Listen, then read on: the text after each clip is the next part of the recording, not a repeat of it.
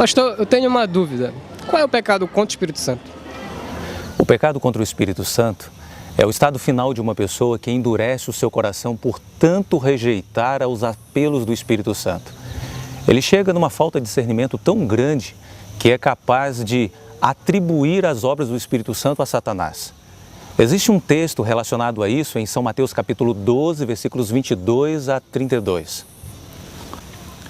Este texto menciona um momento muito especial na história de Jesus, quando ele liberta um endemoniado que não falava e nem enxergava.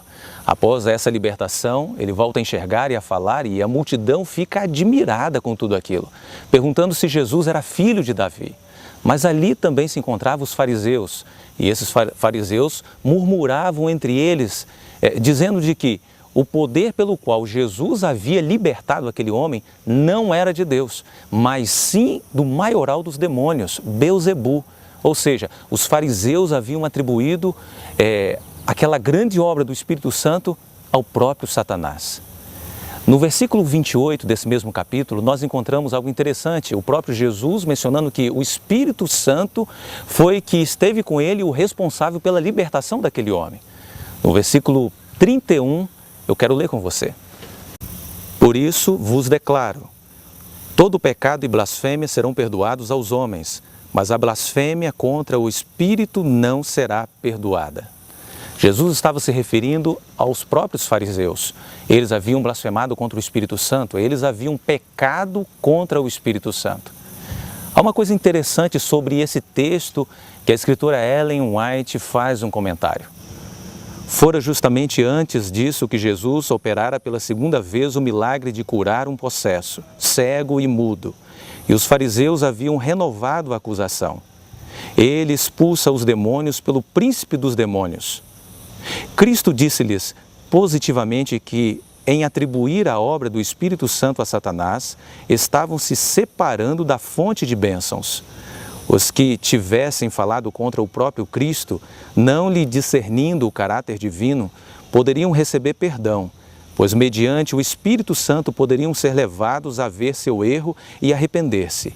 Seja qual for o pecado, se a alma se arrepende e crê, a culpa é lavada no sangue de Cristo.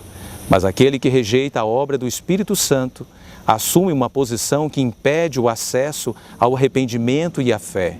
É pelo Espírito que Deus opera no coração, quando o homem rejeita voluntariamente o mesmo e declara que é de Satanás. Corta o conduto por onde Deus se pode comunicar com ele. Quando o Espírito é, afinal, rejeitado, nada mais pode Deus fazer pela pessoa. Portanto, o pecado contra o Espírito Santo não é um ato em si, mas um processo que se culmina no coração endurecido. Há uma ilustração interessante de uma família que foi morar próximo de uma estrada ferroviária. De manhã e à noite o trem passava e o som, na verdade, um barulho muito alto. Aos poucos a família, sentindo um incômodo muito grande, mesmo pensando se mudar, mas não se mudaram, continuaram ali. E aos poucos eles acostumaram com esse barulho. Tanto o chefe do lar, o esposo, a esposa e os filhos também, que tanto se angustiavam com o barulho ao passar o trem.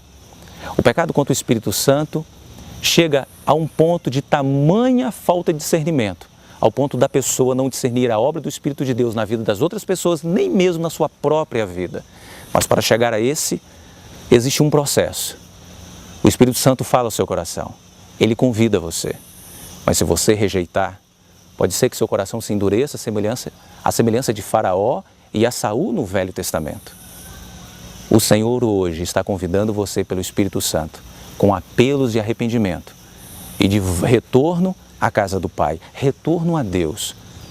Ouça a voz do Espírito Santo hoje, para que seu coração não seja endurecido. Quer saber mais sobre o assunto? Leia a Bíblia e os livros do Espírito de Profecia na biblioteca de sua igreja.